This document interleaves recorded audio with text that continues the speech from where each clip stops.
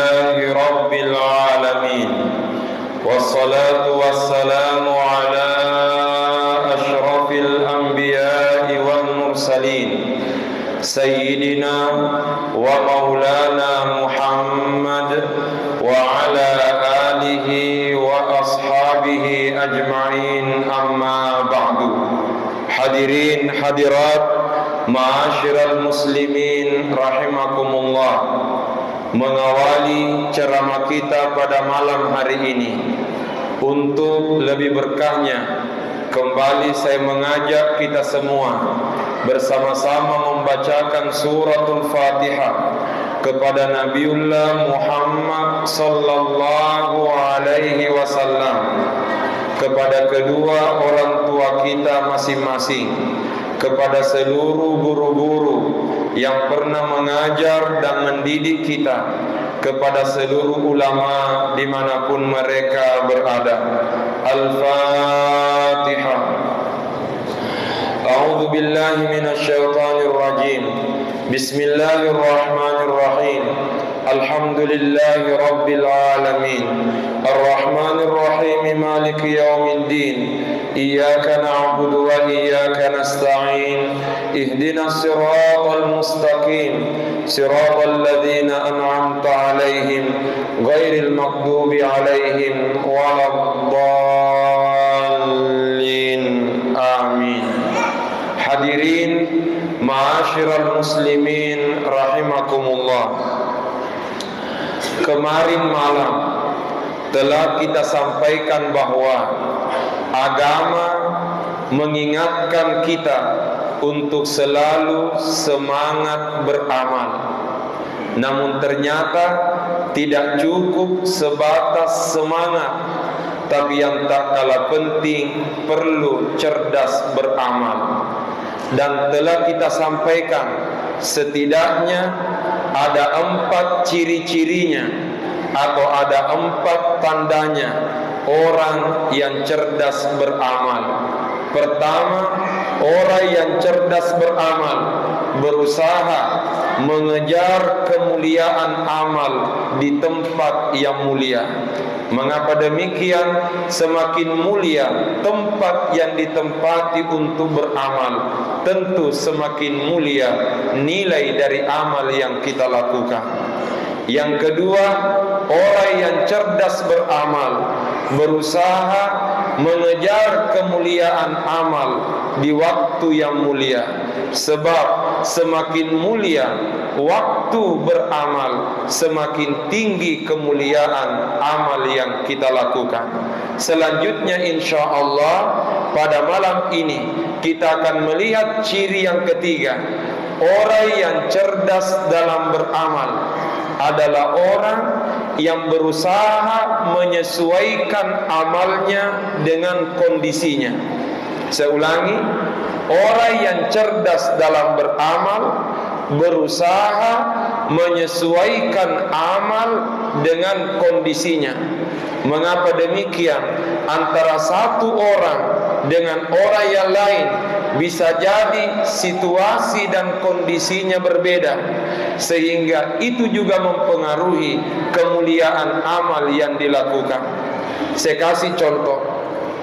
Seorang pelajar mulia dan baik bila dia laksanakan puasa sunnah. Saya ulangi, seorang pelajar, seorang santri mulia dan baik bila dia melaksanakan puasa sunnah. Tetapi apabila ada seorang pelajar pergi ke sekolah untuk belajar, namun dia juga puasa sunnah, namun ternyata begitu sampai di sekolah guru menjelaskan, tapi ternyata dia tinggal tidur dalam kelas gara-gara puasa, maka pada saat itu sebenarnya dia mengejar kemuliaan ibadah sunnah, tetapi melalaikan kemuliaan ibadah wajib. Mengapa demikian? Bagi seorang pelajar, ibadah wajib baginya adalah mesti semangat belajar. Tapi kalau gara-gara puasa sunnah menyebabkan dia tidak semangat belajar, kata ulama, jangan korbankan yang wajib, hanya gara-gara mengejar ibadah sunnah. Maka ini berarti kita perlu menyesuaikan situasi dan kondisi kita. Contoh, ada sahabat yang datang menghadap kepada Nabi, "Ya Rasulullah, ayyul a'mali ilallah, ayyul a'mali ahabbu ilallah ta'ala." Amal apa yang paling dicintai oleh Allah? Ada sahabat bertanya, "Ya Rasulullah, amal apa yang paling dicintai oleh Allah?" Kata Nabi, "Birrul walidain," berbakti kepada kedua orang tua. Ada lagi sahabat yang datang menghadap kepada Nabi, "Ya Rasulullah, amal apa yang paling dicintai oleh Allah?" Kata Nabi, amal yang paling dicintai oleh Allah adalah al-jihadu fi sabilillah, berjihad di jalan Allah. Ada lagi sahabat yang datang bertanya kepada Nabi, "Ya Rasulullah, ausini, berikanlah wasiat kepadaku, amal apa yang mesti saya lakukan?" Kata Nabi, "La taghdab," jangan marah. Dia kembali bertanya, "Apa lagi ya Rasulullah?" Kembali Nabi mengatakan, "La taghdab," jangan marah. Kembali dia bertanya, "Apa lagi ya Rasulullah?" Nabi kembali mengatakan, "La taghdab." Faraddada miraran, "La taghdab, la taghdab, la taghdab." Nabi selalu mengatakan, "La taghdab, la taghdab, la taghdab." Jangan marah, jangan marah, jangan marah. Pertanyaan, mengapa jawabannya Nabi berbeda? Padahal pertanyaannya sahabat sama. Kata ulama, sengaja Nabi memberikan jawaban yang berbeda karena Nabi menyesuaikan jawabannya dengan kondisi orang yang bertanya. Bisa jadi ada orang datang bertanya kepada Nabi, tapi Nabi mendengar kabar kalau orang ini selalu membentak-bentak orang tuanya. Karenanya Nabi mengatakan, amal yang terbaik bagimu adalah birrul walidain, berbakti kepada kedua orang tua. Ada lagi sahabat datang bertanya kepada Nabi, amal apa yang paling baik ya Rasulullah? Nabi melihat orang ini ternyata sehat tubuhnya, kekar badannya, tapi kerjanya tidur di dalam kamar. Karenanya Nabi mengatakan, amal terbaik bagimu pergi berjuang fisabilillah, ajak mutu di mon rumatin. Kemudian ada lagi sahabat, "Ya Rasulullah, amal apa yang mesti saya lakukan?" Kata Nabi, "La taghdab," jangan marah, jangan marah, jangan marah. Pertanyaan, mengapa Nabi memberikan jawaban demikian? Karena Nabi tahu karakternya orang ini pengemosian. Sedikit-sedikit emosi, sedikit-sedikit marah. Karenanya Nabi mengatakan, amal terbaik bagimu adalah la taghdab, jangan marah, jangan marah, jangan marah. Artinya apa? Orang yang cerdas dalam beramal menyesuaikan amal dengan kondisinya. Itulah sebabnya Al-Quran mengatakan, "Wa ma khalaqatul jinna wal insa illa liya'budun." Tidaklah aku ciptakan jin dan manusia kecuali untuk beribadah kepadaku. Allah menyebutkan tujuan kita dihidupkan untuk beribadah kepadanya. Tapi Allah tidak menjelaskan profesi dan pekerjaan kita.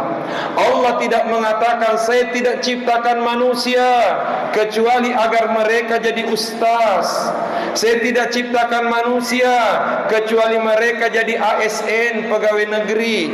Saya tidak ciptakan manusia kecuali mereka menjadi pengusaha. Allah tidak menyebut pekerjaan dan profesi, tapi Allah menyebut tujuan hidup kita beribadah kepada Allah. Pertanyaan, mengapa bukan pekerjaan yang disebut oleh Allah? Karena itu memberi isyarat, terserah apapun pekerjaan dan profesi kita, yang penting orientasinya beribadah kepada Allah Subhanahu wa taala. Kita sebagai petani, gunakan pertanian sebagai jalan untuk beribadah kepada Allah. Kita sebagai pengusaha, gunakan usaha kita untuk beribadah kepada Allah. Kita sebagai politisi, gunakan politik untuk beribadah kepada Allah. Karena sebagai contoh, mohon maaf, saya mungkin bisa ceramah, tetapi saya ceramah 1 jam, 2 jam, menyuruh semua masyarakat, menyuruh pegawai untuk salat berjamaah. Belum tentu semua pegawai negeri salat berjamaah. Tapi begitu ada bupati, dia tidak bicara, tapi hanya pulpennya yang digoyangkan untuk bertanda tangan. Setiap masuk waktu salat, semua pegawai negeri yang muslim wajib salat berjamaah di masjid. Kalau tidak salat berjamaah, akan dimutasi yang tidak ada umat Islam di sana. Tanda tangan. Tidak cukup 1 jam bertanda tangan, insya Allah semua pegawai negeri pasti rajin salat berjamaah. Ini berarti tanda tangannya pejabat mengalahkan mulutnya ustaz. Hadirin yang dimuliakan Allah. Kemudian yang keempat, termasuk tanda-tandanya orang yang cerdas dalam beramal adalah mengejar kemuliaan amal yang pahalanya berkepanjangan. Saya ulangi, mengejar kemuliaan amal yang pahalanya berkepanjangan. Pastinya semua ibadah, semua amal itu mulia. Tetapi ada amal sekali dilakukan tapi pahalanya terus menerus. Saya kasih contoh. Mulia baca Quran, mulia salat sunnah di bulan suci Ramadan. Tapi selesai salat sunnah, selesai pahalanya. Tapi ada amal, ada ibadah dilakukan di dalam bulan suci Ramadan. Bisa jadi bulan Ramadan sudah berlalu, tapi pahalanya masih terus mengalir. Mengapa? Karena amal yang kita lakukan itu bermanfaat dan berguna bagi orang lain. Pertanyaan, amal apa itu? Tiada lain kecuali zakat, infak, sedekah, dan wakaf. Saya ulangi, tidak keluar dari zakat, infak, sedekah, dan wakaf. Saya kasih contoh.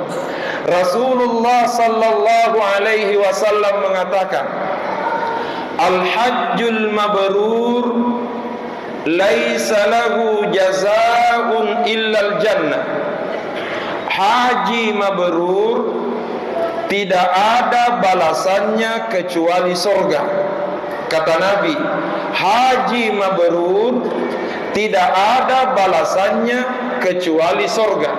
Berarti dengan demikian, kalau ada orang menunaikan ibadah haji dan ternyata hajinya diterima, insya Allah jaminan masuk surga. Tapi Nabi mengatakan, ana wa kafilul yatim kahataini fil jannah. Kata Nabi, saya dan orang yang suka menyantuni anak yatim. Nabi mengangkat jari telunjuknya sekaligus mengangkat jari tengahnya sambil mengatakan, saya dan orang yang suka menyantuni anak yatim kahataini fil jannah, akan seperti ini di dalam surga. Apa maknanya? Haji mabrur dijamin masuk surga, tapi tidak ada jaminan berdampingan dengan Rasulullah. Tetapi menyantuni anak yatim, suka bersedekah, suka berbagi kepada sesama, bukan sekedar dijamin masuk surga, tapi dijamin berdampingan dengan Rasulullah sallallahu alaihi wasallam. Pertanyaan, mengapa demikian? Jawabannya, semulia-mulianya ibadah haji itu ibadah pribadi namanya. Tetapi menyantuni anak yatim, bersedekah, berinfak, berzakat, itu adalah ibadah sosial yang tentu memberi manfaat dan berguna kepada sesama.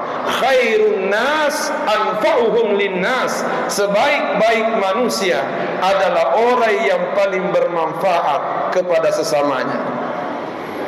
Itulah sebabnya hadirin yang dimuliakan Allah, mohon maaf, Allah berfirman di dalam hadis qudsinya, mudah-mudahan menjadi renungan untuk kita semua. Allah mengatakan, uhibbu salasa wa hubbi li salasatin asyaddu.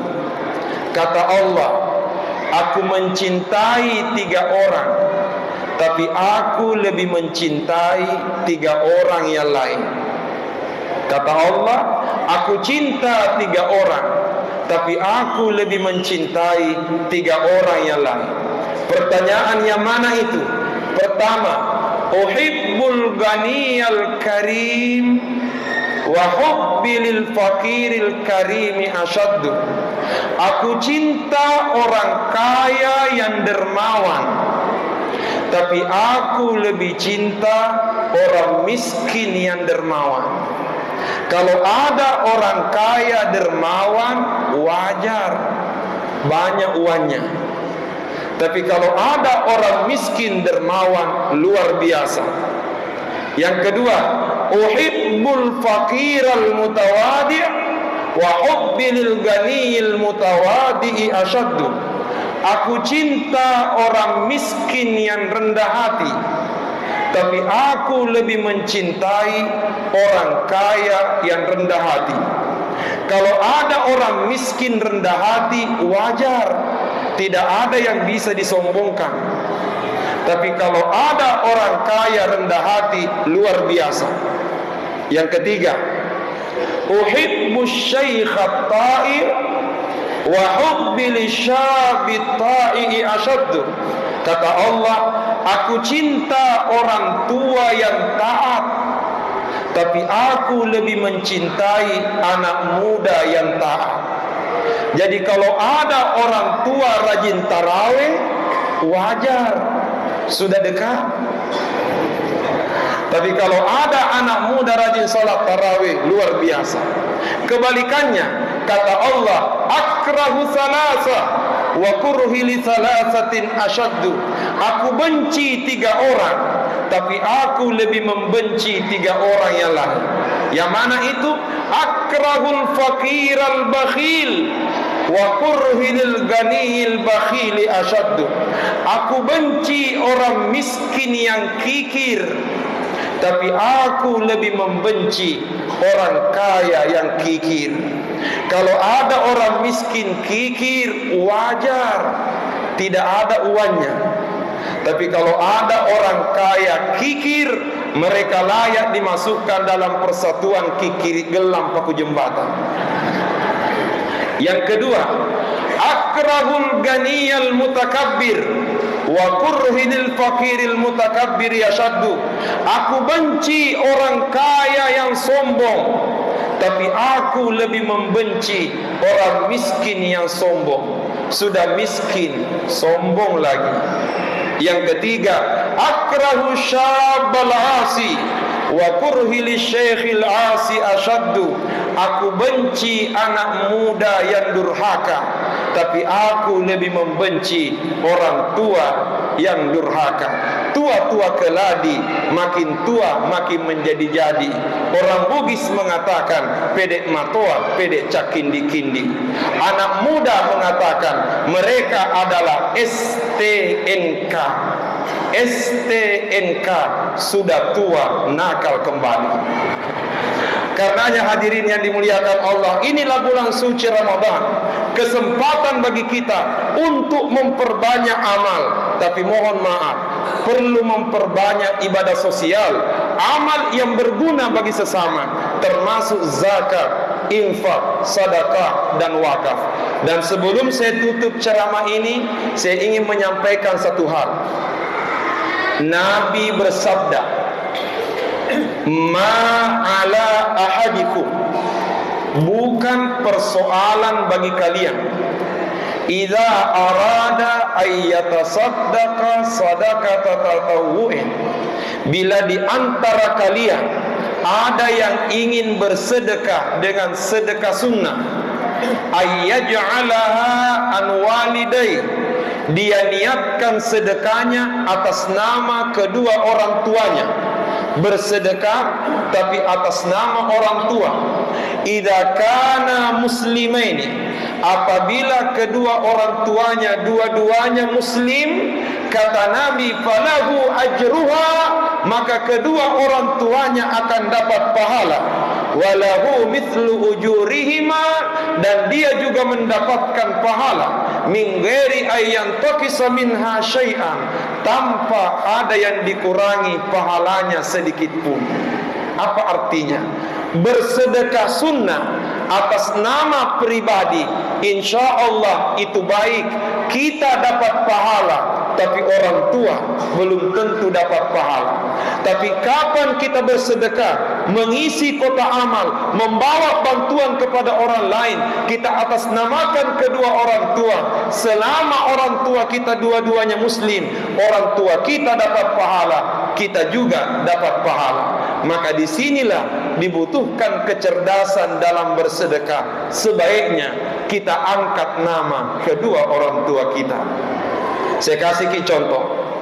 Di Masjidil Haram, di depan Masjidil Haram ada satu hotel yang besar, yang di atasnya ada jam yang sangat besar, di mana hotel ini dikenal dengan nama Grand Zamzam. Tahukah kita, Hotel Grand Zamzam jumlah kamarnya tidak kurang dari 1000 kamar. Tetapi ternyata di Hotel Grand Zamzam ini ada 2 tulisan berbahasa Arab. Di bawah jam yang besar ini, kemudian di atas pintu masuk hotel ini ada tulisan berbahasa Arab. Tapi sayangnya jamaah dari Indonesia tidak tahu bacanya dan tidak paham artinya. Mengapa? Karena tulisannya berbahasa Arab, tidak ada barisnya.